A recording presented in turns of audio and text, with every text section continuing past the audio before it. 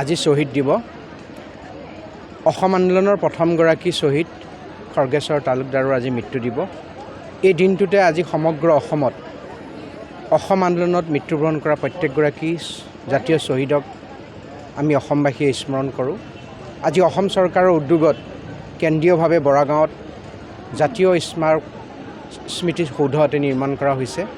সেই স্মৃতি সৌধত কেন্দ্ৰীয়ভাৱে অনুষ্ঠান হোৱাৰ লগতে অসমৰ প্ৰতিখন জিলা আৰু সমজিলা মুখ্য কাৰ্যালয়ত আয়োজন কৰা কাৰ্যসূচী, বিশেষকৈ আজি কলিয়াবৰৰ সমজিলা আয়ুক্তৰ এই কাৰ্যসূচীত আমি উপস্থিত থাকি অসম আন্দোলনত শ্বহীদ হোৱা পৰিয়ালবৰ্গক সম্বৰ্ধনা জনোৱা হয়। জাতীয় শ্বহীদসকলক আমি গভীৰ শ্ৰদ্ধাঞ্জলি জনাইছোঁ আৰু নতুন প্ৰজন্মৰ প্ৰত্যেকগৰাকী ছাত্ৰ ছাত্ৰীক অনুৰোধ জনাইছোঁ যে দেশপ্ৰেম থাকিলেহে এটা জাতি জীয়াই থাকিব, দেশপ্ৰেম আমাৰ অন্তৰত লাগিব।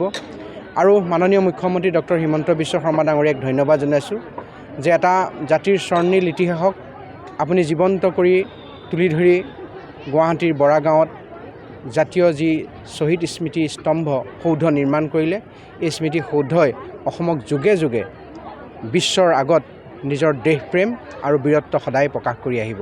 যিকোনো খবৰৰ বাবে যোগাযোগ কৰক 7099017330 লগতে 7099017110 নম্বৰত।